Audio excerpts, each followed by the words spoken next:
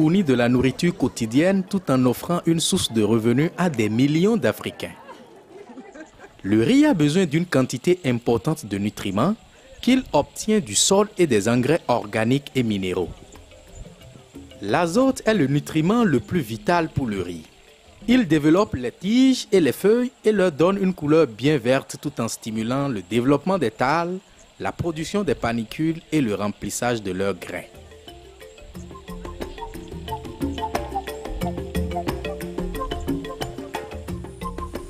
La plupart des sols des rizières sont déficients en azote et ne peuvent soutenir des rendements adéquats de riz.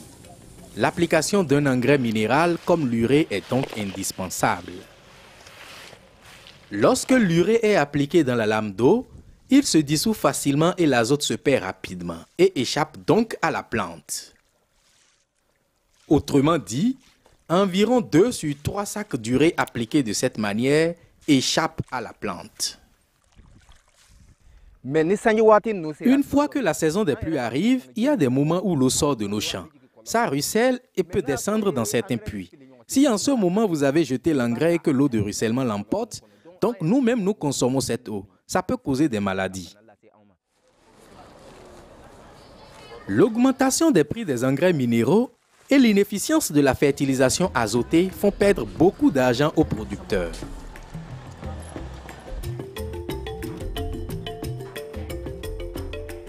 Une façon ingénieuse de remédier à cette perte est le placement profond des supergranules d'urée. Les supergranules sont fabriqués en pressant l'urée ordinaire en poudre sèche, à l'aide d'une granuleuse. Si vous voulez apprendre plus sur cette machine, contactez votre agent de vulgarisation ou votre bureau local de l'IFDC.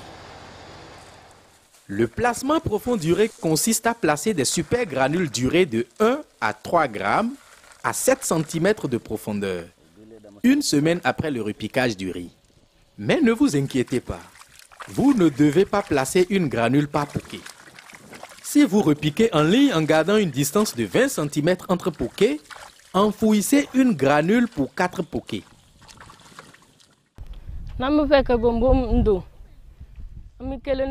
Si je veux enfouir le bonbon d'engrais, j'enfouis un. Avec chaque pas, je saute un poquet.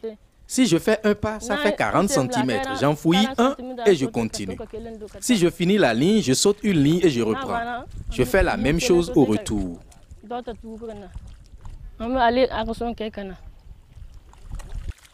Même si vous utilisez d'autres distances dans les lignes, ou si vous repiquez au hasard, gardez toujours une distance de 40 cm entre les granules, car une granule diffuse l'azote à peu près dans un rayon de 20 cm. Pour bien comprendre ces avantages, testons la solubilité de l'urée dans l'eau. Comme nous l'avons dit, l'urée est très soluble. Donc, qu'est-ce qui se passe quand il est pressé sous forme de supergranules? Nous pouvons l'illustrer avec une simple expérimentation. Dans la bouteille de gauche, nous mettons l'urée ordinaire. Dans la bouteille de droite, nous mettons l'urée en supergranules. Comme vous le voyez, les granules se dissolvent plus lentement dans l'eau. Qu'est-ce que cela veut dire? Si tu enfouis l'engrais bonbon et tu refermes, même s'il pleut la nuit et la parcelle est inondée, quand l'eau se retire, il ne faut pas se presser pour apporter d'autres engrais. Ton engrais est toujours dans le sol, c'est parti nulle part. Mais avec notre ancienne méthode, si tu jettes, d'ici au lendemain, ton engrais est parti par le ruissellement. Ainsi, alors que l'application à la volée d'urée se fait 2 ou 3 fois, les supergranules sont appliqués qu'une seule fois, une semaine après le repiquage.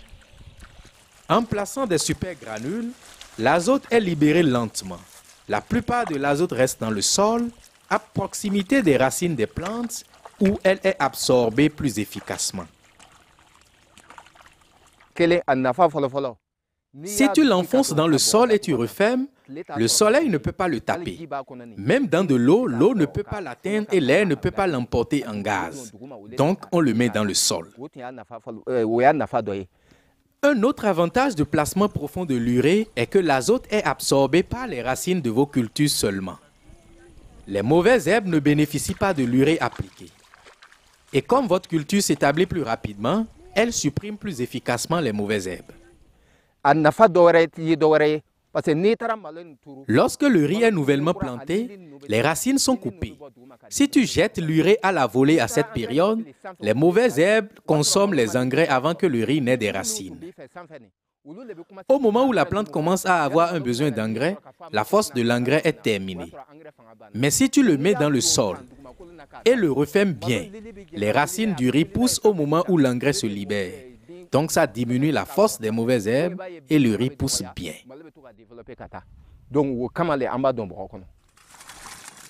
Vous pouvez imaginer comment cela réduit le besoin de désherbage.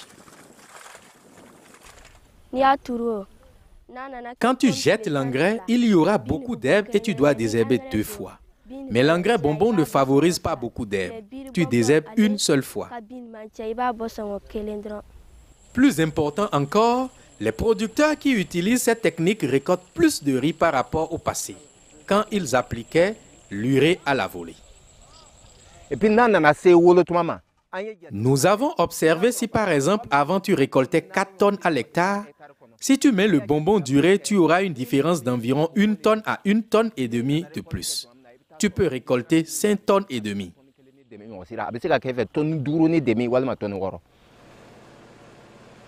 Et ils y parviennent avec seulement la moitié de la quantité d'urée, comme le dit le président de l'Union des coopératives de la vallée du Kou au Burkina Faso. Parce qu'au lieu d'appliquer 8 sacs dans l'hectare, on utilise seulement 3 à 4 sacs dans l'hectare, une fois pour tout, et c'est fini. Vous voyez, donc ça permet aux producteurs de diminuer, comment dirais-je, réduire le coût de production. Ayant observé les bénéfices pour le riz, certaines femmes au Niger ont commencé à appliquer les granules dans leurs champs de légumes. Écoutons plutôt Adiza Amidou du village de Daïberi au Niger.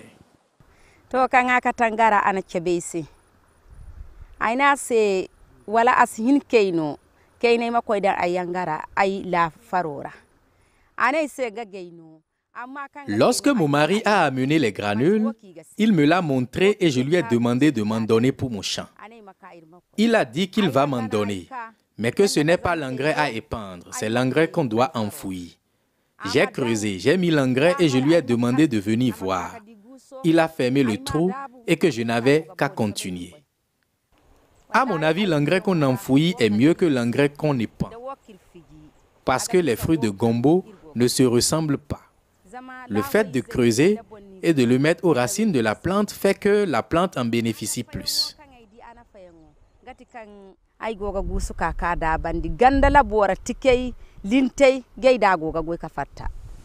Cela semble être trop beau pour être vrai. Donc, est-ce que tout est positif?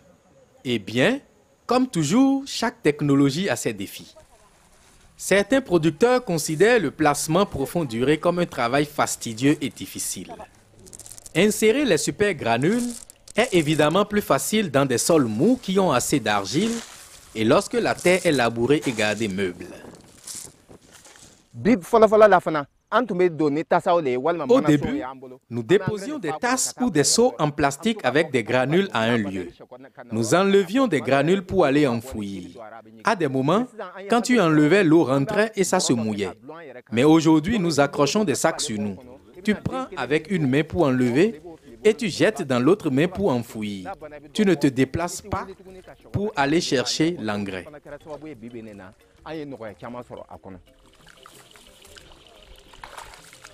Par manque de main-d'œuvre, certains producteurs au Niger se sont réunis pour faire bien la tâche et pour vendre leurs services.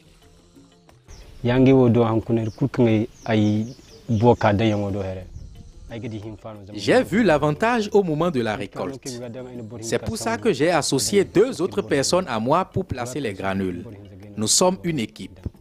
Une fois que nous finissons avec nos propres champs, nous travaillons pour d'autres. Pour un quart d'hectare, ils nous donnent 5 000 francs.